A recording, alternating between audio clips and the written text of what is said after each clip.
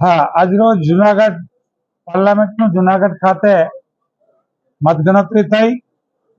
એમાં અમને હારનો સામનો કરવો પડ્યો. જે શિરોમાન્ય છે અને લોકોનો ચુકાદો છે, હંમેશને માટે લોકશાહીમાં શિરોમાન્ય હોય છે. જે સતીઓ હશે તે દૂર કરીને આવતા સમયમાં હું અને મારી પાર્ટી, મારા કાર્યકર્તાઓ ડબલ તાકાતથી, ડબલ જોમથી લોકો માટે લડશું અને લોકોનું કામ કરતા રહેશું. ખાસ કરીને જુનાગઢની જે પરિસ્થિતિ ખરાબ છે, એમ છતાં પણ વિપરીત રિઝલ્ટ આવ્યું એ સ્વીકારીશ, પણ એમની સમસ્યાઓ છે, એ સમસ્યાઓ નથી મટી.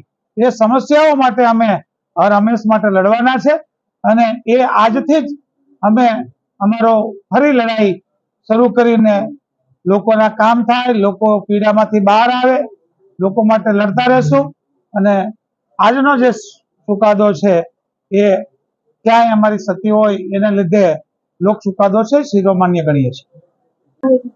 સ્વાભાવિક રીતે 18 લાખ મતદારો હોય, 7 વિધાનસભા હોય, 18 વર્ણ હોય, એમાં ક્યાંય કોઈને રીઝવવામાં કાસા પડ્યા હોય, કોઈની ગેરસમજ દૂર કરવામાં અમે ક્યાંક ટૂંકા પડ્યા છે, એમની આવતા સમયમાં ગેરસમજ દૂર કરશું, એમને રીઝવવાનો પ્રયાસ કરશું અને એમને જે સમસ્યાઓ છે એ સમસ્યાઓ અને એમણે જે અંડર એસ્ટિમેટ કરી છે.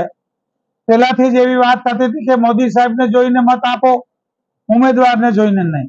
અને એક્ઝેક્ટલી એ મોદી સાહેબ અને હીરાભાઈ લડ્યા હોય એવો ઘાટ પણ આ સીટ ઉપર થયો છે, એ આપ જોઈ શકો છો. ત્યારે આવતા સમય માટે પણ લોકશાહી બચાવવા માટે અને જુનાગઢના લોકો માટે અમે લડતા રહેશું અને ફરી પાછા અમારો એક દિવસ સોનાનો સૂરજ ઉગશે એમની આશા સાથે આગળ વધતા રહેશું.